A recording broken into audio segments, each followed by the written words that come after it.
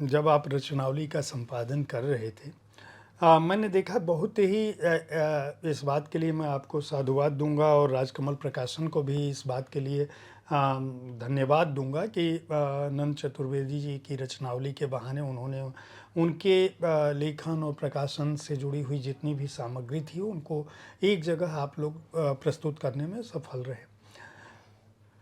जो चुनौतियां थी वह क्या थी, क्योंकि मैं जब इसको जैसे कविता संग्रह जितने भी उनके प्रकाशित हो चुके थे आपने लगभग सभी को इसमें रखा है।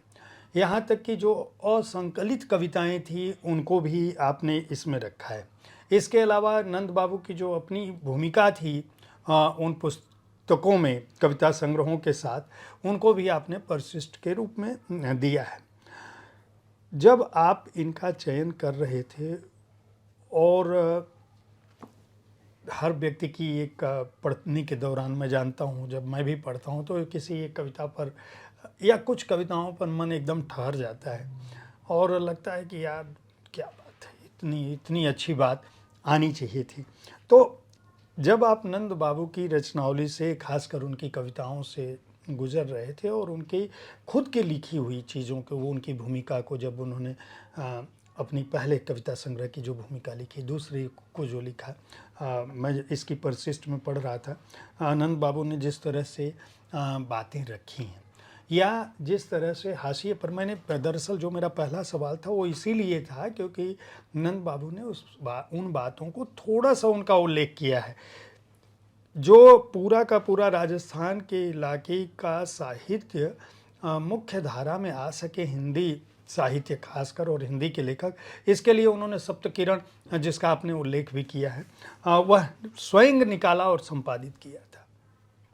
यानी कहीं ना कहीं कुछ न कुछ समस्या थी। आज हम पहचान रहे हैं, अपने बड़े कवियों को पहचान रहे हैं। मुक्तिबोध जी के साथ भी ऐसा हुआ रहा, बहुत सारे कवियों के साथ, हमारे लेखन जगत के साथ होता रहा है। सोशल मीडिया का दौर तो था नहीं कि अभी कोई भी कहीं से कुछ लिख दे और थोड़े समय में चीज़ें वायरल हो जाएं।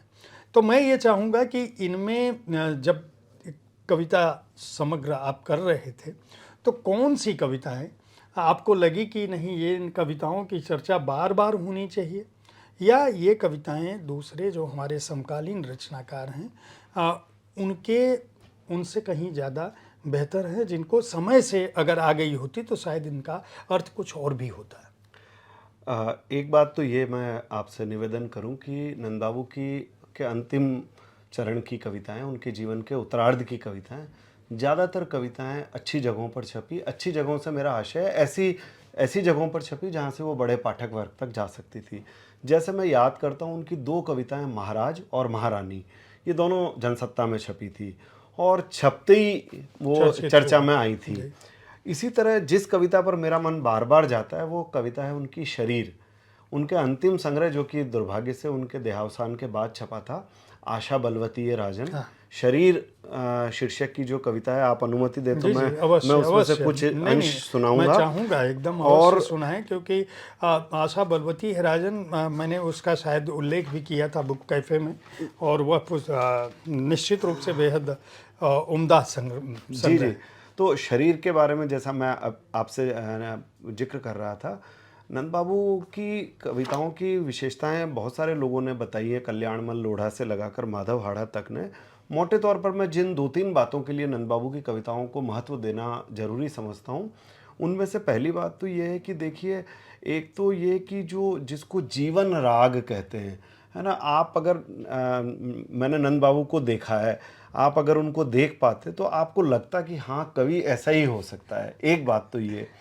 दूसरी बात ये कि भाषा का लालित्य और रस, जिसको रस कहते हैं, है ना, देखिए वो समाजवादी थे विचारों से, पार्टी में भी रहे और वो जुलूसों में भी गए और उन्होंने नारे भी लगाए और चुनाव भी लड़े और लड़वाए, लेकिन उनकी कविताएं नारा नहीं है। उनकी कविताओं में आपको, उनकी सारी कविताओं में समाजवाद का एक भी नारा नहीं मिलेगा, लेकिन समाजवाद के विचार की अंतरात्मा जरूर वहाँ आप देख सकते हैं। दूसरी बात ये कि अपनी देह, मनुष्य की देह को लेकर जो जैसा मतलब देह को लेकर जैसी कविताएं नंद बाबू ने लिखी है, और मैंने एक जगह ये बात लिखी भी है, वो मैं कहना चाहता हूँ कि नंद बाबू सच्चे अर्थों में सेक्युलर कवि हैं। सेक्युलर का अर्थ यहाँ धर्मनिरपेक्ष नहीं है, सेक्युलर का अर्थ है सांसारिक। नंद बाबू इतने सांसारिक हैं कि वो अपने अपने आसपास के उस वंचित आदमी के लिए बार बार कहते हैं कि ये दुनिया जानने के लिए शरीर को ही जानते हैं हम, परलोक से या दूसरे लोक से कुछ नहीं होता। उसी कविता से मैं एक छोटा सा अंश आपको सुनाऊंगा। आप पूरी कविता ही पढ़ दें। पढ़ तो मैं 2 मिनट का समय लूंगा जी। शरीर, हमारे घर शरीर की बात कोई नहीं करता था, करता भी था तो उसे पवित्र रखने के लिए। जो साधु बाबा मांगने आता था, कभी कभी या हमेशा, एक ही कड़ी बार बार गाकर बहुत बार सुनाता था। क्या तन मांझना रे एक दिन माटी में मिल जाना। तब शरीर अकेला अजनबी की तरह रह जाता, अपनी सारी तृष्णाओं की अग्नि के साथ।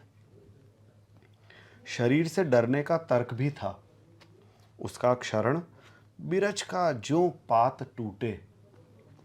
अपने शरीर रहित होने और अखिल ब्रह्मांड व्यापी पवित्रता के बारे में, जो शरीर की अपवित्रता के कारण होती है, मैं सोचता था ब्राह्मण होने के लिए। बहुत सी घटनाएं थी। स्त्रियां यम के पास जाती थी हठीली अडिग, मृत्यु ने उठा लिए अपने पतियों के शरीर मांगने।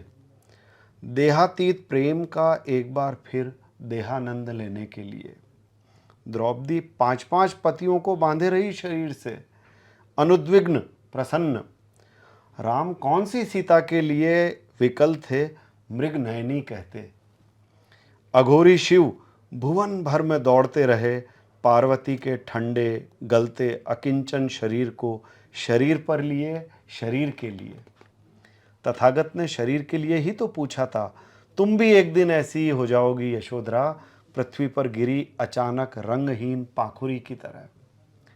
वासव दत्ता के कामातुर कांपते शरीर से डरे, तुमने कहा था तब आऊंगा जब तुम्हारे द्वार बंद होंगे।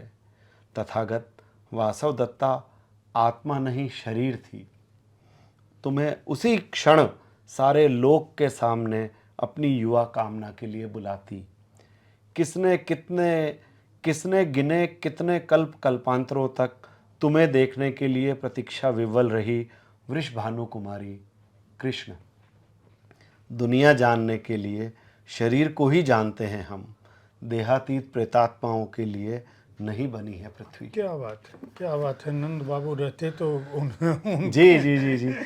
तो देखिए एक बात यहाँ मैं, और जो मैं इस कविता को पढ़ने से पहले कह रहा था, उसमें मैं एक बात जोड़ना चाहूँगा।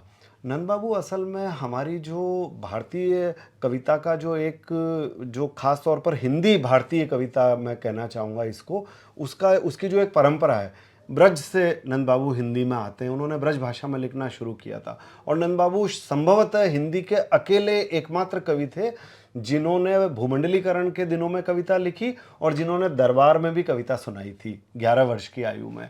यानी कि इतना लंबा सफ़र, और आप देखिए इस पूरे लंबे सफ़र में उनकी प्रतिबद्धता हमेशा उस सामान्य मनुष्य के लिए, वंचित मनुष्य के लिए रही। और लेकिन जो कविता का मुहावरा है, और जिसे मैं बार बार कह रहा हूँ कि जो कविता का रस है, वो आपको नंद बाबू के यहाँ मिलेगा।